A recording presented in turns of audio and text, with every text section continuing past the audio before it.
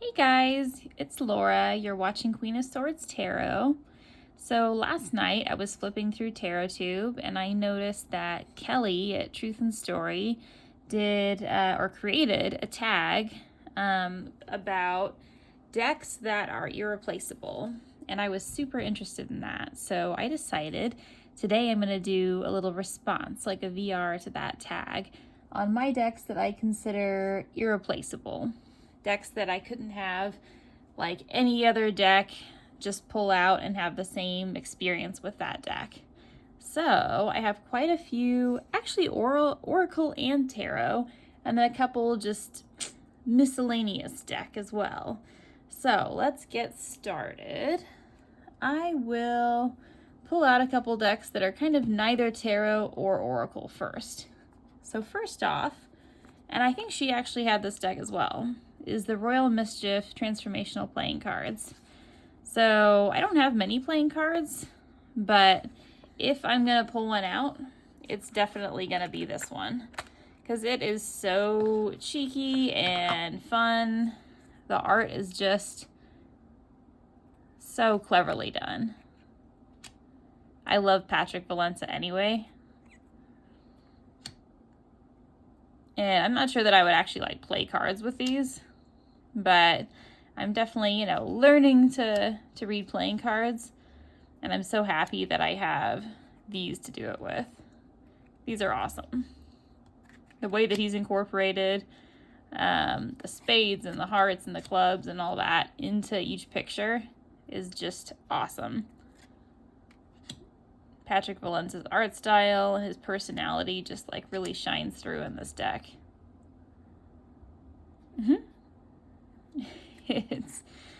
It's a deck like any of his other decks that's unashamed. Oh, this is like one of my favorite cards. I love it so much. So cool. And I feel like this deck is definitely irreplaceable because just like Deviant Moon or kind of his other decks, at least for me personally, his art style is so unique and specific that I personally can't get the same experience working with any other artist or deck as I do with the Patrick Valencia deck. I feel very akin to his work.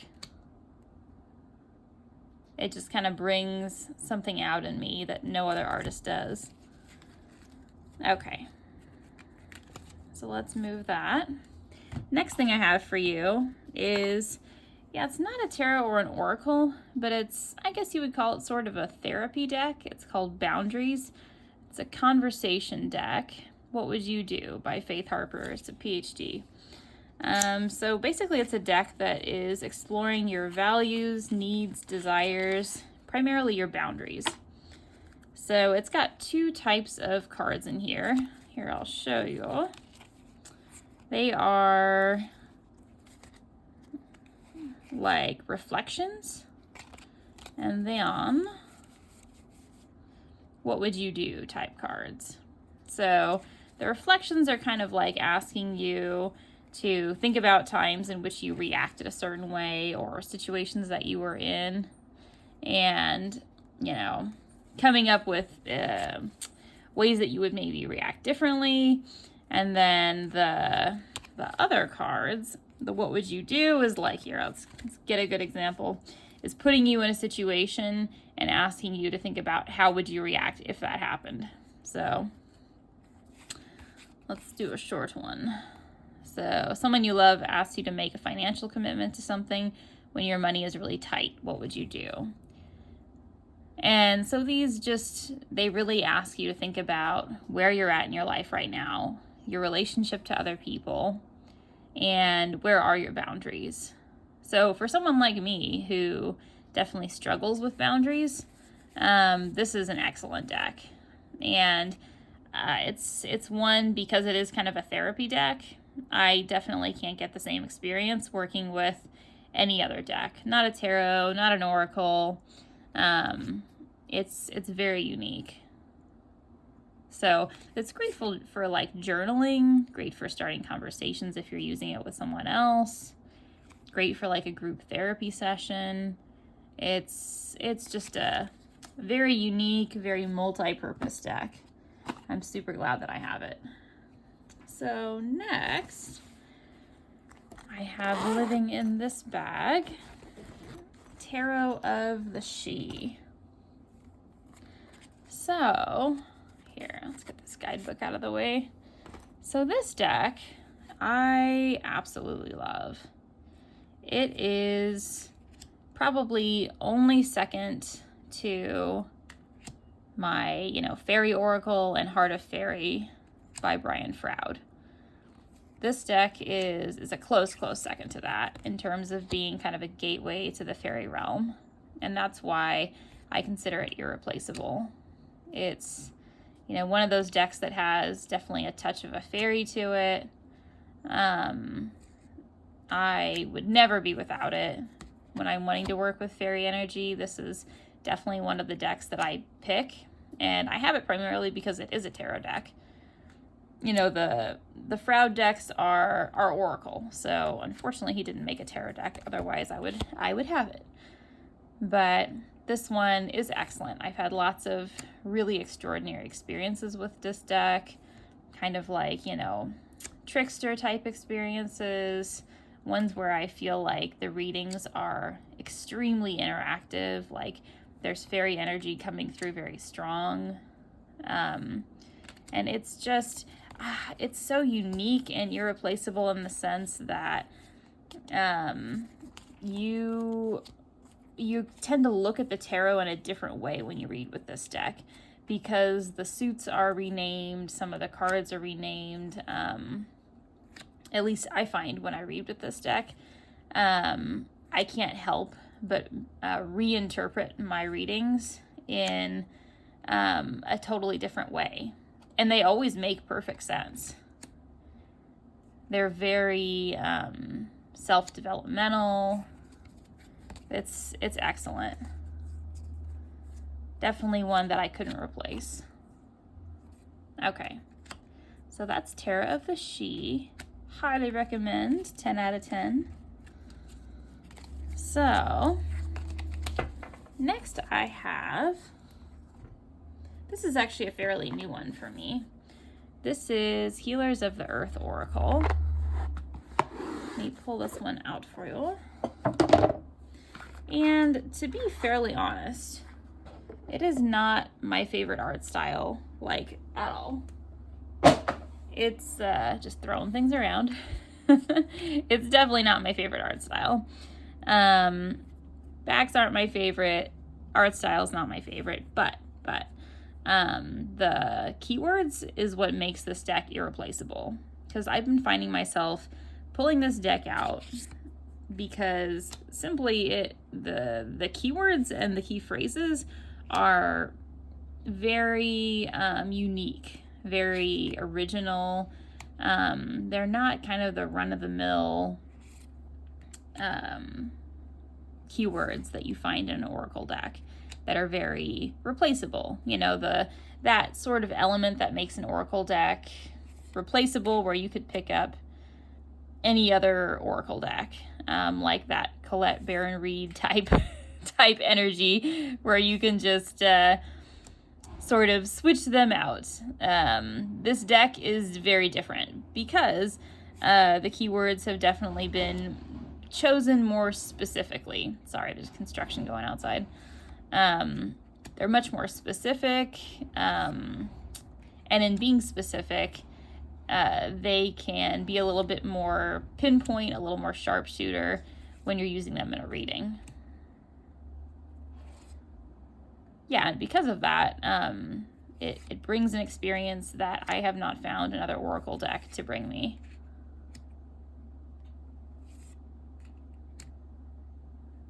Like, it even has a card, I don't know if we passed it, but a withdrawal symptom card. I think that's really important. Shaky foundation. It goes in places that a lot of oracle decks don't go, basically. And I appreciate that. Yeah, here's that one. So yeah, I enjoy this deck a lot. It's a very unique experience. Okay, so my next two decks I'm kind of counting as one deck because I use them together most of the time, and that's the Portals of Presence and the Soul Cards. I don't have the second Soul Cards deck, but I would definitely like to get it.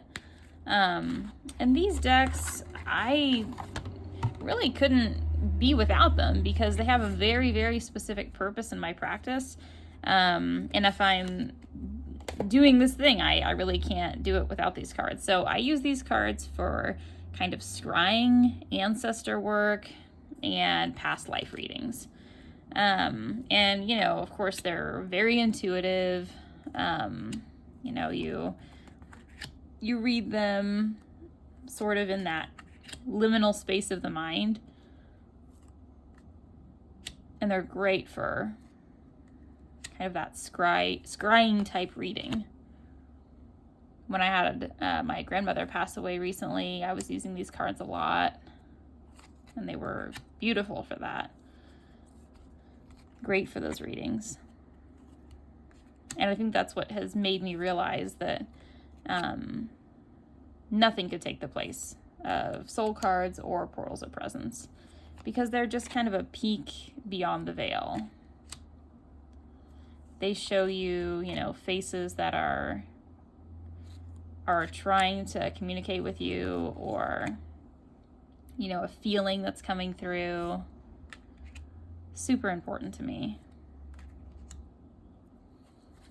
So this is Soul Cards. Let me give you just a quick peek at Portals of Presence. This one is super fantastic. Also by Deborah Koff-Chapin. Let's get this out. The backs are stellar, super gorgeous. I do wish that it came in a matte version, I'm not gonna lie. But kind of same energy. Just that really natural, spiritual, kind of elder faces coming through from the other side of the veil as you're scrying past life readings, scrying for people that have passed.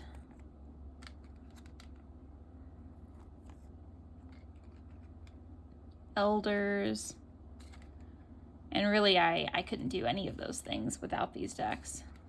They're super important for that. Quite irreplaceable. And I use them, especially right now, on a almost daily basis. Okay.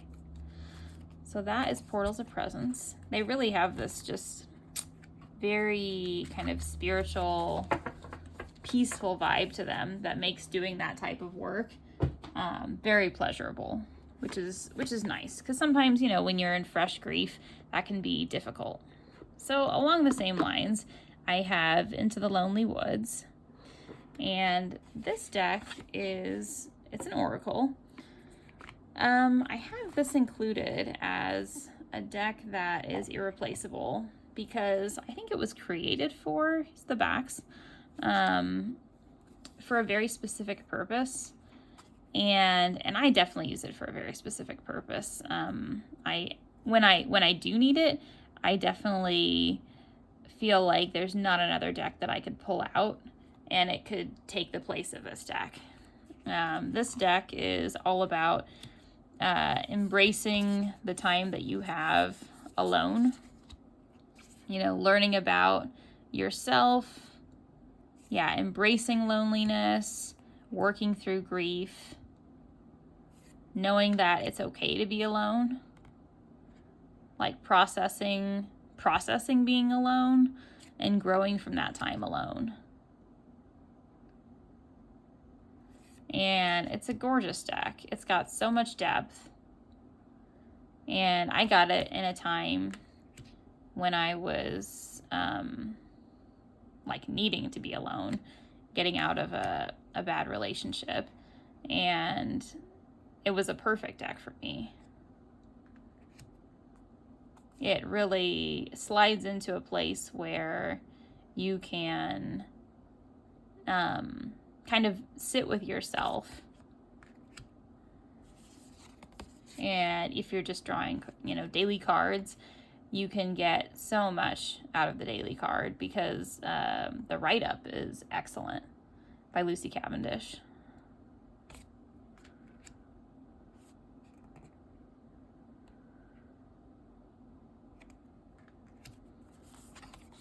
It's kind of a journey of this little girl and beast through the lonely woods, discovering themselves, finding that they only need themselves to get to know themselves, but also finding harmony in their soul family. Working through their shadows. It's everything that you need in times of darkness, times of grief, times of being alone. And because it is so specific like that, I don't find another deck that when I'm in those spaces, I can reach for. Like I have, shadow work decks, but it's not really the same. Okay. So that's Into the Lonely Woods. Super valuable deck. And along the same lines of shadow work is the Reclaim Oracle. I think most of us can agree, bold statement, that this oracle is very, very unique. First of all, it's got a butt ton of cards. It's something like, 80 something cards, so it's a huge deck, which is really valuable. It's got a simplicity to the artwork that, helps you kind of cut to the core of the task at hand. And this deck is, sort of shadow work in a nutshell.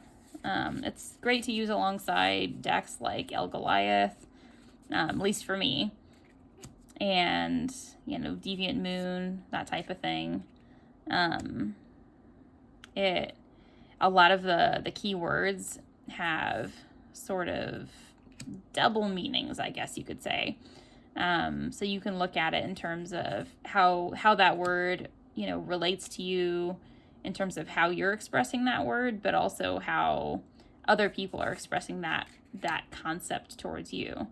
So each card has a lot of meaning and a lot of ways that you can go with it in terms of journaling, interpretation, all of that good stuff. And, when you're ready and in the space for that kind of self-development, this deck is super valuable, and I haven't really found another one like it. When I'm looking to sort of dig out the darker depths of my shadow self, this is a deck that I always go to, and I find there's not one that I'm like, oh, well, should I use Reclaim or should I use X? No, it's always, I think I'm going to use Reclaim because that's what works. It's a very specific type of work that I'm doing, and this is what fills the job.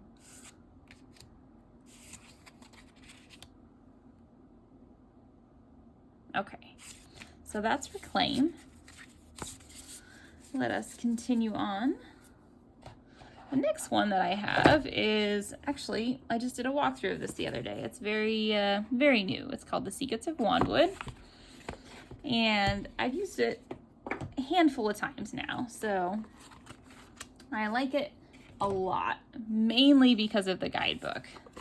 I love the artwork. The artwork is super whimsical. It's a delight to look at. Gorgeous. But the main reason that I love it so much is because the guidebook just tells a story. I could definitely use this oracle just intuitively, but I think it's not half so good as just doing a daily card draw and then really thoroughly sinking into the guidebook. That's why I found kind of the most use for this deck. Because the person that wrote, I'm forgetting the name of the author, I apologize. It is, I will tell you, Phil and Jackie Lovesey. So Phil and Jackie Lovesey, that created the deck and wrote the guidebook, you can definitely tell, are like book authors, and the way that they wrote the guidebook has a lot of intricate meaning, and it teaches a lesson in the way that a child's book sort of has a moral to the story. And in doing so, it really pulls you in and helps you get a lot out of each message. So this oracle is unique in the sense that, each card really tells a story. Each picture tells a story. I mean, you don't even have to read the guidebook, but it's so detailed. You can get a whole, story out of this storybook picture. But, when you combine it with the guidebook, it literally tells a whole story about the character, what they're doing. It has its own language, etc.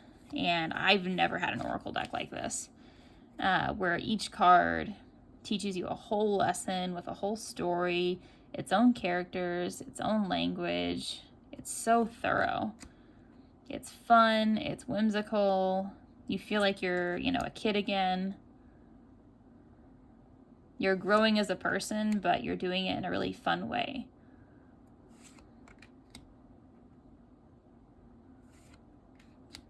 Okay.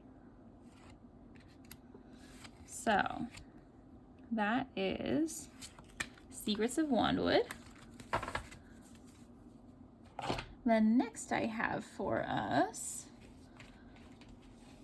my Goliath, living in my big bag over there with some salt, because it's seen some stuff. All right, here we go. Here's our lovely backs. My very, very loved Goliath. So this deck, you've all seen it, is definitely irreplaceable to me. Probably to most people it would not be irreplaceable because, a tarot, like Kelly said, a tarot is a tarot. Like, you can kind of read them all very similarly, but this one to me is different because it is my shadow tarot. It's always the tarot that I go to, this and Deviant Moon, but this particularly, especially if I'm doing shadow work with my mom. It's the shadow deck that I go to, and it really pulls everything apart, tells, me what I need to work on, what's really going on, doesn't hide anything. At least for me, it's easy for me to get a very direct, nitty-gritty reading from this. I think, the creator must have had a mind that was very similar to mine, because it hits all the key points that my brain hits when I'm thinking of shadow work. It's nice and dark and deep. Like, I just love this card. It's very haunting. And I think I just need that if I'm gonna delve into the depths of my soul. So this is irreplaceable just personally for me, because I wouldn't be able to as effectively do my shadow work without it. Okay, so that's Goliath. I love it dearly. And we'll get him out of the way. Now, sorry guys, I have a lot of decks to show you. We have next the lovely Heart of Fairy. And this is kind of like two decks, because I also have the, I don't have it out right now, but I have the other Oracle as well, the Fairy Oracle by Brian Froud. And I consider that absolutely irreplaceable too. Whoa, cards everywhere. Oh my god. Because, similarly to the Terror of the She, they are very much, a gateway into the fairy realm. Here we go. Get our cards together. I have never had a deck like this, or the Fairy Oracle by Brian Froud, where each card is like meeting a fairy. It's incredible. Like, I think Brian Froud has got some magical connection to the Fey realm that none of us do. And I'm so glad that he decided to make decks, because it's at least given us a little taste of what it's like to experience what he experiences. Because this is exactly what I imagine fairies to look like. Like if I had the ability to draw, which I do not, but if I had the ability to draw and to, make a deck, I would definitely have it look like this for fairies. And I feel like there's just not, another fairy oracle that captures the essence of fairies, like really the real raw essence of fairies. Like there's too much, I don't know, like Tinkerbell fairy energy, like fluffy fairy energy. And that's not like bad, especially if that's how you think of fairies. Like it's not terrible, but to me, I don't think of fairies that way. I think of them like this. I think of them kind of like wild creatures, or like here, just like maybe an energy in general.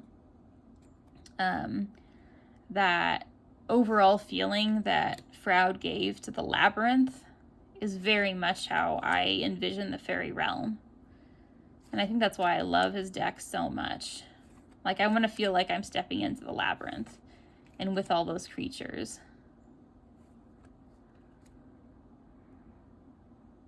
And whenever you draw a deck from one of his cards, draw a card from one of his decks, you genuinely feel like you're interacting with a fairy or a fairy energy, depending on the deck, for that day. It's incredible. That is totally irreplaceable. This might be, if I had to rank them, I would say this is my most irreplaceable deck. By far. Okay, so that is Heart of Fairy. We'll move that. And then next I have for you guys, it is another tarot. This is the Insomnia Tarot. And I do think this one is irreplaceable, simply because it's so unique. And this might be just sort of the feels that I get from it when I work with it. But this deck is very dark.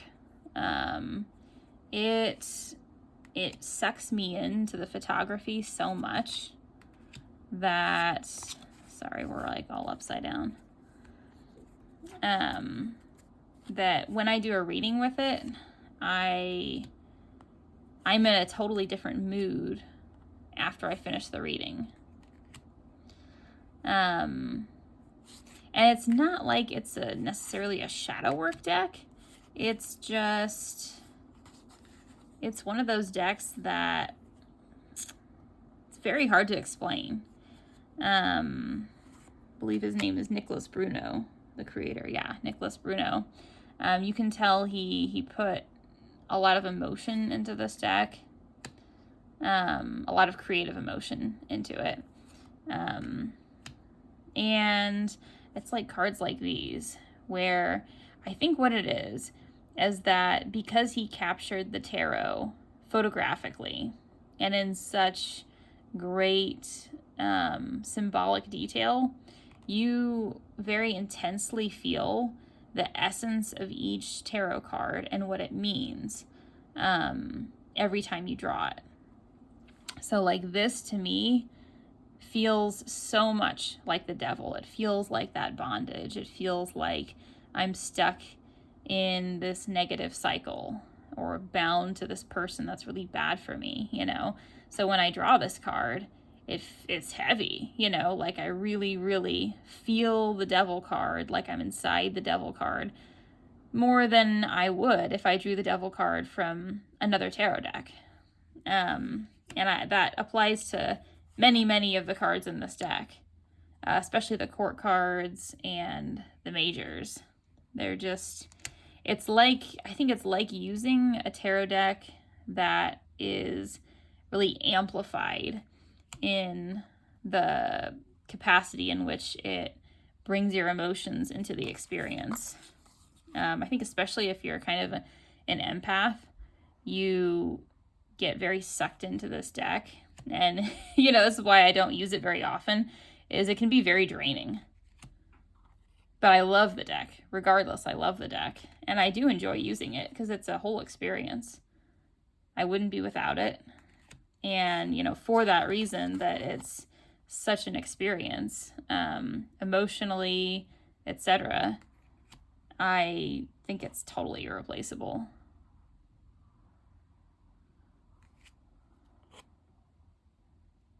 Definitely something special. Okay, so that is the Insomnia Tarot. Let's move that. I've got next for you. Let me see. Sorry, I've got like a huge basket of decks next to me. All right, so next I have the Angelarium. I'll go through this one pretty quick. So I picked this one, kind of, it's also for a very personal reason, but I guess they all would be, wouldn't they?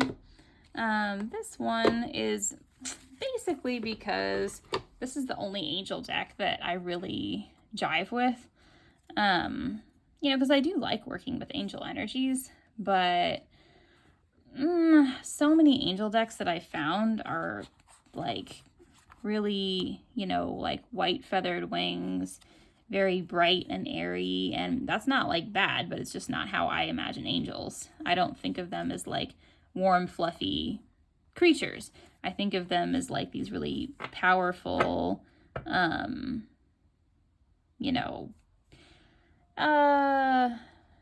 spiritual entities that could kind of kick your ass, you know what I mean? So this deck, having them be sort of like demigods is more what I thought of. So when I saw this deck, I thought, this is definitely the one for me. And since I really haven't, felt the need to have another one, and I also haven't found one that could take its place.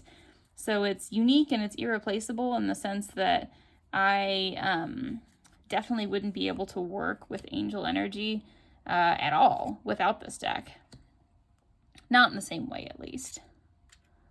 So it's got kind of all the Tree of Life correspondences. It's just a very powerful deck. It's got everything really that I need. And it has them, pictured in a way that I can work with. It jives with my imagining, or at least, how I think of angels. And like everyone, thinks of angels differently. There's no right or wrong way, because we all experience these energies differently, right? But at least for me personally, maybe because they kind of scare me a little bit, this is perfect for me. And yeah, it's very much irreplaceable. So this is the Angelarium. I think I have a walkthrough of this deck up if you want to see more of it. And next for you, I have Tarot of the Sweet Twilight. We'll show a few cards here. So Tarot of the Sweet Twilight is super, super unique. For some it might just be another tarot deck, but for me it's kind of interpreting tarot in a totally different way. When I started working with this deck, I quickly realized that it's almost like working with the tarot in reverse, if that makes sense. Like, because they take tarot and like this deck takes tarot and puts a really funky spin on every card. Like they take the negative cards and they make them, somewhat brighter, and they take the brighter cards and they make them somewhat darker. So here, like with the death card, it's very, it's a lot warmer. It's a lot more hopeful. Death is kind of, carrying you over the threshold tenderly. So not how we normally picture it. And a lot of the more positive cards are also like, they make you think like, oh, at what cost am I doing X, Y, or Z? So yeah, like in here, the Judgment card, it's like, who is she calling to? Nobody is coming out of the graves. It's a very thought-provoking deck, and for that reason, it's irreplaceable to me because I can't get this very stimulating experience from any other deck. Like most other tarot decks, you know, each card is basically trying to evoke the same feeling as the traditional Rider-Waite-Smith or whatever system it's following. But this deck doesn't give a shit. It's like, it's got, you know, it's bucking the system so much so that it gives you such a unique experience. You really can't get this rebellion out of any other deck. And I love it. It's really cool. It takes such a new look at the cards that I have not really seen this anywhere else. I'm in love with it. Very Mad Hatter vibes. All right, so that's Tarot of the Sweet Twilight. Let me get that out of the way. We're running out of room quickly. Okay, so next, my little bag here. I use this all the time. This is my Mystical Manga tarot, and this is totally just an everyday tarot. Would not be irreplaceable to most people, but this is a me thing for sure. But to me, this is irreplaceable because this tarot is weird. Like, it, for whatever reason, like sees my every move. Like, it knows me inside and out. If I pick it up and do a reading, it is so spot on. Like, I think everyone has a deck like that where it just creeps them out. like there's a, you know, that deck is oddly close, too close for comfort, you know, but it's good to have that deck because it gives you, you know, really spot on readings, you know, readings that will give it to you very straight, that doesn't, you know, pull any punches. And it's like, it hasn't never, I can leave it on the shelf for a while, but it never has missed a beat in my life. You know, I might have an issue going on and I haven't read with this deck for a couple months, and I pull it out and do a reading, and it's like, oh yes, I've been watching the whole time. I know exactly what you need to do. It's a very, very, it's the stalker deck. So, but it's comforting. It's a nice deck to have. So it's irreplaceable in the sense that the connection it has to me, and you know, how deeply ingrained and close it is. I feel almost the spirit that's attached to it, how close it is to my life. That's irreplaceable. I don't feel this, how I feel with this deck, to any other deck. Not even close. I don't know what's going on with this deck, but it's creepy. All right. So, Mystical Manga, totally a me thing. But also, I think we have 2 decks left. So, I'll hurry along. Sorry, guys. So, this is the John Bauer Tarot. I think Kelly actually mentioned this deck as well, but I totally agree. It's an awesome deck, and it's very, very unique. It's an art deck based off John Bauer's artwork. So it's super, super unique because it diverges from the traditional tarot so much.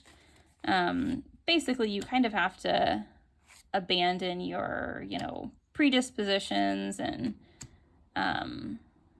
your need to stick to the kind of true RWS in order to use this and get full enjoyment out of it. I mean, it does definitely, you know, nod to the RWS and stick to that form in its most basic form, but it it takes full advantage of the beauty of his artwork, and it doesn't hamper itself with trying to stick to RWS too much, which it shouldn't, because the artwork is gorgeous, and it should be a deck in its own right, which it is. And you can get wonderful readings out of it. You just have to kind of lean into the artwork, you know, take your intuitive hits where they come. And thankfully, the cards are labeled nicely, so you know where you're at. Have to just kind of go with it. But this is, you know, it's an irreplaceable deck in the sense that you're not going to get this experience away from this deck. It's a one of a kind. Absolutely. It's just, it's very fantasy. It's kind of that illustrative fantasy. You feel like you're stepping into another world. You could almost do kind of like pathworking in this deck, meeting these characters. Very storybook-esque. I love it. I love to read for kids with this deck too. Super fun. Okay, so that's John Bauer. I think my very last deck for you is the Morgan's Tarot. So here we have it. And a couple of people were asking me about the Morgan's Tarot that I mentioned in an earlier video. So it's a very unique tarot. It's funny, it's cheeky for sure. It's cute. I forget the year that it was actually published. It's created by Morgan Robbins, illustrated by Darshan Korpash. But I feel like this is like a 70s or 80s deck. It's really old. Obviously, this deck itself is not that old, but the publication date is definitely old. So it's very like Age of Aquarius, very cheeky and out there. In truth, it is not a tarot at all. It's an oracle for sure. And it's kind of like, I don't know, it gives me Beatles vibes in the way that it comes across. Like, it just asks all these random questions. It's got a lot of random shit in here, I'm not gonna lie. But it's fun. There's a time and a place for it. And it goes really well with certain decks. It says something that, you know, a lot of people have it. And I definitely wouldn't be without it. It's amazing how appropriate sometimes the card comes up when you pull a card. Because, you know, sometimes I'll just pull it out and pull a card just for fun. And then it comes out and it's like, it's quite spot on.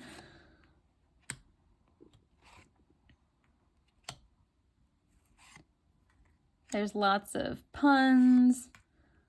Lots of kind of, you know, just silly jokes. And there's definitely some thought-provoking stuff too. Things, and it's funny, things that were relevant back then are still relevant now. It's amazing. Like, what does this mean? I have no idea. But it's there.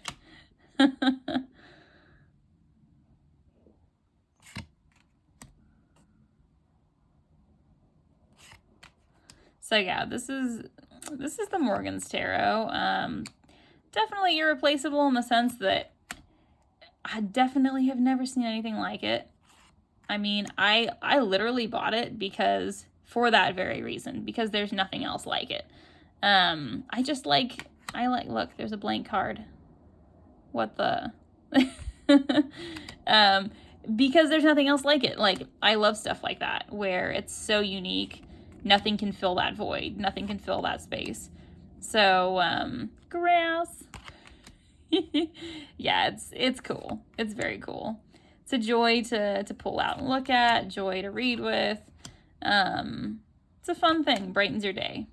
And definitely nothing else like it. Totally unique. So, good one to end on. That was the Morgan's Tarot. That's not really a tarot. Highly recommend it. I think it's actually quite cheap if you get it on like US Games or something like that. So that was it. That was all my irreplaceable decks. Whoops, sorry, bumping you around. That was all my irreplaceable decks. Thank you so much for joining me. I want to hear about your irreplaceable decks. I can't wait to watch the tag. And do leave me a like, a comment, all that good stuff. If you like the content, please subscribe. And with all my love, as always, bye.